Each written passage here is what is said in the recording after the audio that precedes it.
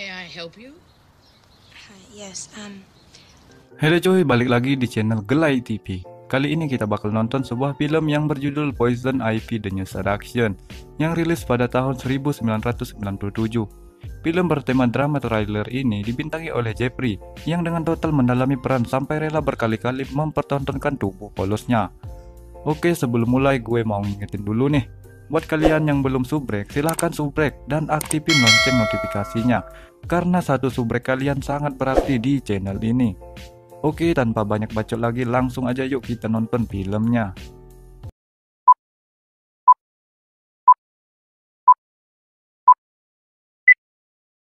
Di awal film diceritakanlah seorang wanita bernama Becca yang tinggal di sebuah rumah mewah yang sedang melakukan aktivitas mantap-mantap dengan seorang pria yang bekerja sebagai pesuruh di rumah itu. Tak berselang lama datanglah pria kantoran bernama Ivan, sang pemilik rumah. Karena terlalu fokus dengan kegiatan pompa-memompanya, mereka pun tak sadar akan kedatangan Ivan. Dan seperti yang sudah bisa kita prediksi, akhirnya Ivan menangkap basah ritual nikmat Becca dan pesuruh tadi. Tapi ternyata di momen itu yang berbuat salah lebih galak. Ivan yang berhadapan satu lawan satu dengan pesuruh itu harus rela mendapatkan bagu mentah di pipinya. Kekalahan fisiknya lantas membuat Ivan mengamuk dan mengusir pria itu dari rumahnya. Karena kejadian tadi bukan untuk pertama kalinya Ivan pun menegur si Becca. Dan drama pun terjadi ketika seorang wanita yang bernama Katie tiba-tiba hadir di antara cekcok Ivan dan Becca. Ternyata Katie adalah istri sah dari Ivan, sedangkan Becca sendiri hanyalah asisten rumah tangga di sana. Dan terbongkarlah hubungan gelap yang selama ini disembunyikan Ivan pada istrinya itu. Tanpa perlu pikir panjang, Katie pun mengusir Becca beserta kedua anak gadisnya yang masih sangat kecil.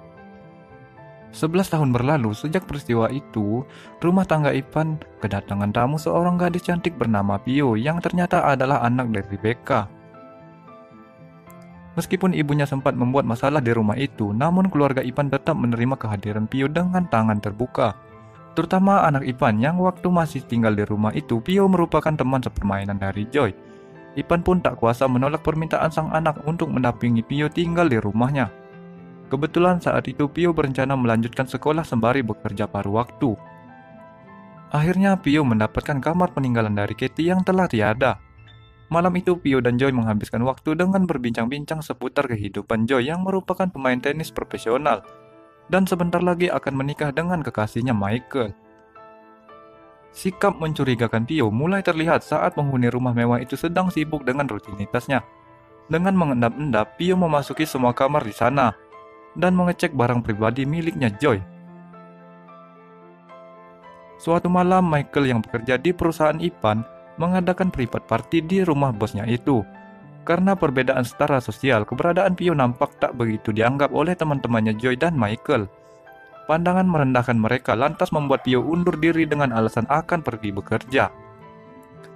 Dengan berpakaian minim, serba hitam dan membawa tas penuh dengan borgol, entah pekerjaan macam apa yang akan dilakukan oleh Pio. Sepulang dari tempat kerja, Pio pun mendapati Joy dan Michael sedang bermesraan di depan jendela kamarnya Joy. Tentunya hal itu terjadi tanpa pengetahuan sang ayah. Pio berinisiatif untuk menguping aktivitas Joy bersama kekasihnya itu. Namun, apa yang dilihat Pio di depan jendela kamarnya Joy tidak sepanas kenyataannya. Michael yang sudah sangat siap untuk berbuat enak, mau tak mau harus mengurungkan niatnya itu. Dengan wajah kusut, dia bilang kalau dia sedang capek dan harus menyiapkan tenaga untuk latihan tenis keesokan harinya. Betapa kagetnya Michael melihat Pio yang sedang menunggunya di bawah tangga. Michael takut kalau ketahuan Ivan menyelinap ke kamar putri sematawayangnya itu. Dengan pakaian kerjanya yang serba kekurangan bahan, Pio mulai menggoda Michael. Tentunya Michael sendiri tadi jelalatan menatap tubuh indahnya Pio, hanya bisa pasrah kalau cewek itu dengan sukarela mengemut tiang bendera miliknya. Tak dapat secantik Joy, secycle Pio pun jadi. Mungkin itu yang digumamkan Michael dalam hatinya saat itu. Setelah membantu Michael mengeluarkan unek-uneknya, tiba-tiba Pio kedatangan Joy yang mampir ke kamarnya. Pada Pio, Joy curhat tentang permasalahan pribadinya dengan Michael. Ia merasa tidak pernah mencapai puncak kenikmatan saat bermesraan dengan kekasihnya itu. Suatu pagi, Mata Ipan hampir copot ketika menyaksikan Pio yang sedang berenang tanpa memakai penutup dada. Detakan jantung yang lebih cepat membuat Ipan harus sembunyi-sembunyi menonton pemandangan indah itu dari balik jendela. Pio pun kena semprot seorang asisten rumah tangga di rumah itu. Sebut saja namanya Bibi, karena dengan lancangnya memakai jubah mandi peninggalan Katie. Aksi jahil Pio dimulai saat Joy berlatih tenis dengan seorang temannya di rumah itu. Tanpa prasangka apapun, Joy dan temannya James yang sedang kehausan langsung meneguk jus yang telah dicampur anggur oleh Pio. Alhasil karena mabuk, latihan mereka di hari itu kacau balau. Ulah Pio pun terus berlanjut dengan cara mengadu domba Joy dan Michael. Pada Michael, Pio bilang kalau Joy telah berselingkuh dengan cowok lain. Tanpa perlu waktu lama, Michael dengan mudah termakan omongan itu. Dan Pio berhasil mengajak Michael mantap-mantap untuk menghilangkan kegalauan dari cowok itu. Di lain kesempatan, ia juga mulai mendekati Ipan dengan cara memberikan perhatian dan mengingatkan untuk selalu menjaga kesehatan. James yang mabuk dan diungsikan ke kamarnya Pio juga tak luput dari rencana jahilnya itu. Ketika baru sadar dari mabuknya, ia sudah dikagetkan dengan borgol yang menghiasi tangannya. Bukan hanya itu, di sana juga ada Pio yang lagi tiduran dengan hanya memakai dalaman. Tentu saja kondisi tersebut membuat James bingung dan akhirnya memutuskan untuk pergi. Keesokan harinya, Joy yang pusing akibat kebanyakan minum kembali bertambah pusing saat Ipan marah karena mendapati jaket Michael yang ketinggalan di rumah itu, dan di dalam sakunya ada obat-obatan yang seharusnya tidak boleh dikonsumsi. Tentu saja semua itu adalah rencana dari si licik Pio. Joy pun terus dipanas-panasi oleh Pio tentang kelakuan minus kekasihnya itu. Dan kembali karena ulah Pio, malam itu Ipan terpaksa batal kencan dengan wanita yang ditaksirnya. Ipan yang kesal akhirnya dibuat mabuk oleh Pio, lalu dengan kondisi di bawah alam sadar, dirinya pun mantap-mantap dengan gadis yang lebih pantas menjadi anaknya itu. Bibi makin bertambah curiga dengan gelagat aneh Pio setelah menemukan gaun yang dipakai gadis itu kemarin malam tergeletak di kasur Ipan. Kecurigaannya pun terbukti kala sebuah panggilan telepon dari wanita yang ditaksir Ipan bilang kalau dia sudah mengirim voice call berkali-kali ke rumah itu namun tak ada balasan. Bibi langsung tahu bahwa Pio adalah dalang dari kejanggalan itu. Namun belum sempat melakukan tindakan apapun, Pio menghadang Bibi yang ingin keluar rumah.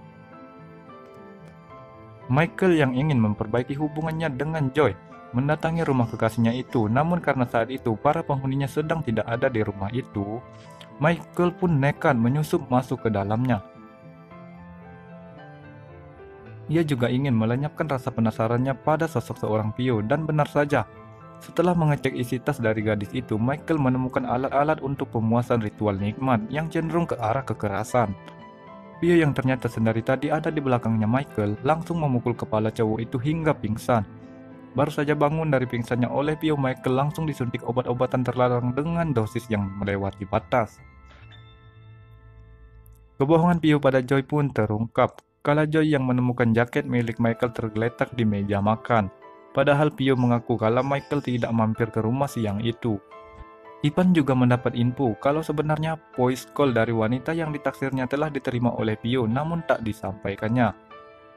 Pio yang takut diusir oleh Ipan akhirnya kembali menggunakan tubuhnya untuk menggoda pria tua itu. Betapa terkejutnya Joy ketika mendapati kabar meninggalnya Michael karena dilenyapkan dengan sengaja oleh seseorang. Hatinya pun remuk saat mendapati sang ayah yang sedang bermesraan dengan Pio di kamarnya. Kekacauan itu membuat Joy langsung pergi dari rumah itu. Ipan yang memiliki riwayat penyakit jantung akhirnya kambuh karena kejadian barusan. Dengan berjalan sempoyongan, Ipan berusaha mencapai mobilnya untuk pergi mencari bantuan. Tapi belum sempat menyalakan mobil, Ipan sudah keburu pingsan di kursi kemudi.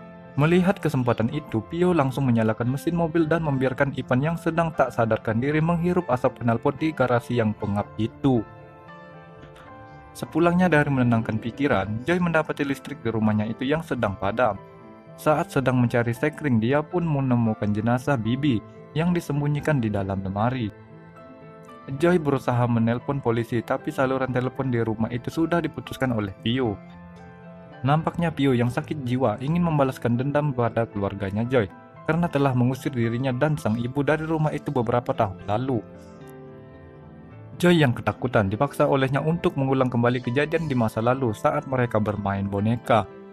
Merasa dirinya dalam bahaya besar, Joy pun melakukan perlawanan pada Pio. Mereka akhirnya bertarung dengan saling menjatuhkan satu sama lain. Dan saat pertikaian itu berlanjut di depan tangga, tiba-tiba karena sebuah dorongan, Pio kehilangan keseimbangan dan jatuh mengelinding ke lantai bawah. Dan akhirnya Pio pun menyusul almarhum Michael. Dan film ini diakhiri dengan scene di mana Joy menelan napas kelegaan dan beranjak keluar dari rumahnya. Dari alur cerita ini, saya bisa mengambil sebuah pelajaran di mana keinginan balas dendam memang merupakan insting manusia pada orang yang menyakitinya.